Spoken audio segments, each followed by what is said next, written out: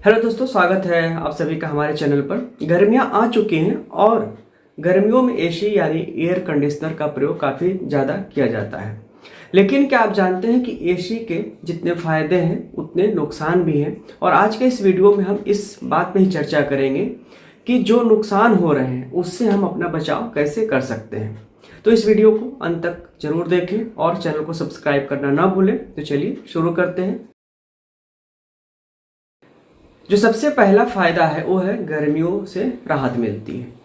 यह गर्मी में ठंडक देता है और इससे आपका घर और ऑफिस आरामदायक बन जाता है। जब घर या ऑफिस आरामदायक होते हैं तो निश्चित रूप से इससे बेहतर नींद आती है और बेहतर नींद होने की वजह से आप सुबह सुबह तरोताज़ा महसूस करते हैं और बहुत सारी जो ब्लड प्रेशर जैसी समस्याएं होती हैं, अनिद्रा जैसी समस्याएं होती हैं, उनसे आपको मुक्ति मिलती है। जो अगला फायदा होता है कि जब कमरे का, ऑफिस का वातावरण अच्छा रहता है तो इसकी आपकी प्रोडक्टिविटी भी बढ़ती है।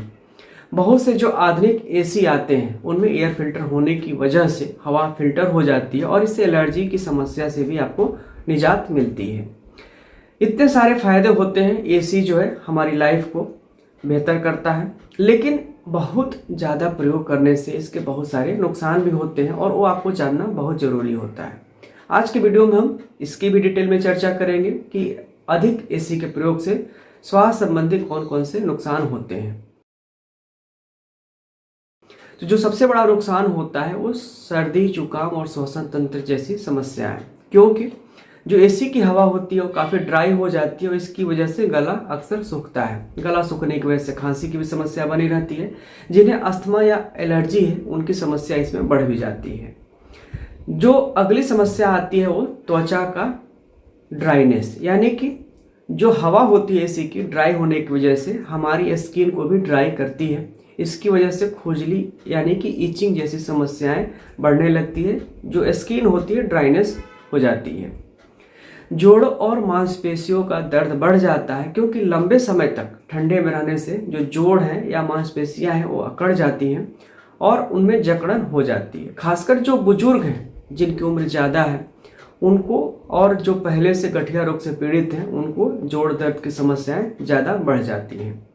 कुछ लोगों को इसमें आँख में भी समस्या होती है। ड्राई आई सिंड्रोम जैसी बीमारी हो जाती है, क्योंकि एसी की जो ड्राई हवा है वो आँखों की ऊपरी लेयर को, आँखों की नमी को सुखा देती है, जिससे आँखों में ड्राइनेस आने लगता है।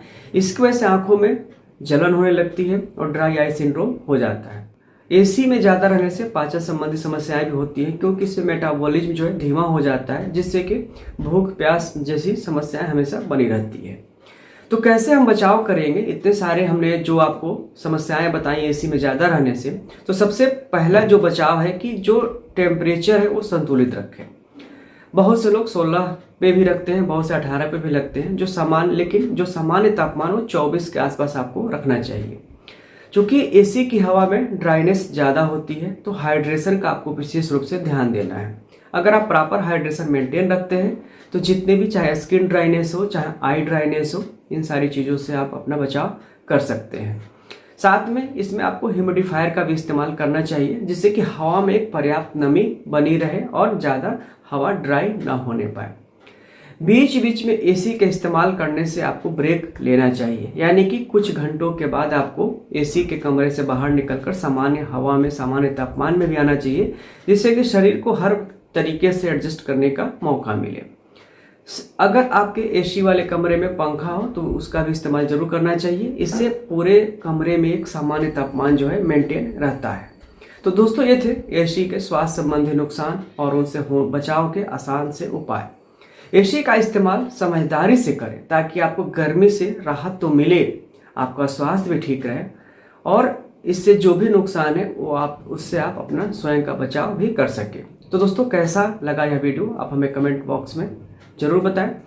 चैनल सब्सक्राइब नहीं किया है तो सब्सक्राइब जरूर कर लें और बेल आइकन जरूर प्रेस कर लें, जिससे हर स्वास्थ्य संबंधी वीडियो को नोटिफिकेशन आपको समय से मिल सके। इसी के साथ मिलते हैं एक नए वीडियो में। तब तक के लिए स्वस्थ रहें, खुश रहें, मस्त रहें। धन्यवाद।